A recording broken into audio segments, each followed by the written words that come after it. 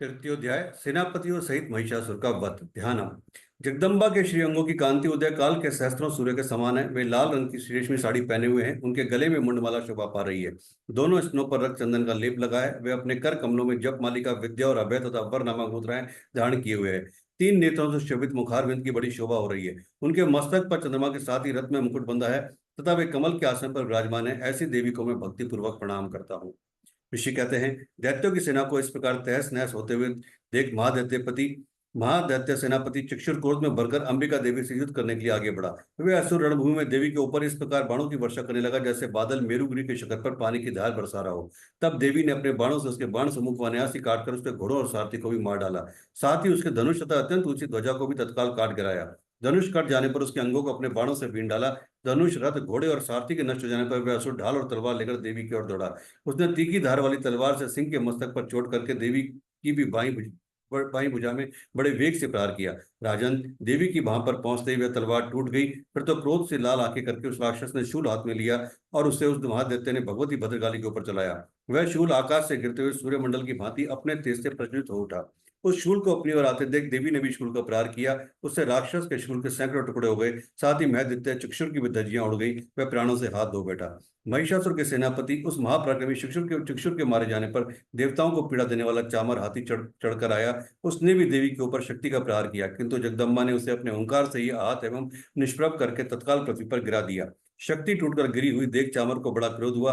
अब उसने शूल चलाया, किंतु देवी ने उसे भी अपने बाणों द्वारा काट डाला। इतने में ही देवी का सिंह उछलकर हाथी के मस्तक पर चढ़ बैठा और उस दैत्य के साथ खूब जोर लगाकर बाहु युद्ध करने लगा।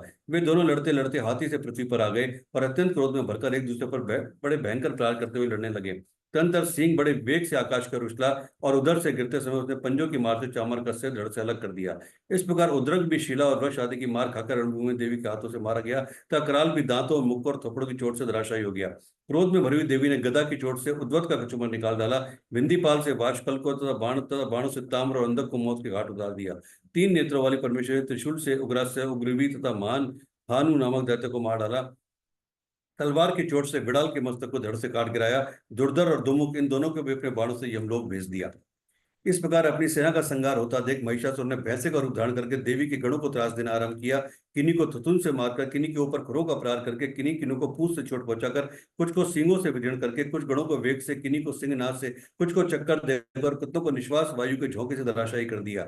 इस प्रकार गणों की सेना को गिराकर वह असुर महादेवी के सिंह को मारने के लिए झपटा। इससे जगदम्बा को बड़ा क्रोध हुआ। उधर महापराक्रमी महिषासुर भी क्रोध में भरकर धरती को क्रोध से खोदने लगा तथा अपने सींगों से ऊंचे ऊंचे पर्वतों को उठाकर फेंकने और गरजने लगा। उसके वेग से चक्कर देने के कारण पृथ्वी शुद्ध होकर फटने लगी। उसकी पूंछ से टकराकर समुद्र सरोवर से धरती को डुबोने लगा। हिलते हुए सिंहों के आघात से विदीर्ण होकर बादलों के टुकड़े टुकड़े हो गए। उसके श्वास की प्रचंड वायु के वेग से उड़े हुए सैकड़ों पर्वत आकाश से गिरने लगे। इस प्रकार क्रोध में भरे हुए उस महादैत्य को अपनी ओर आते देख चंडिका ने उसका वध करने के लिए महान क्रोध किया।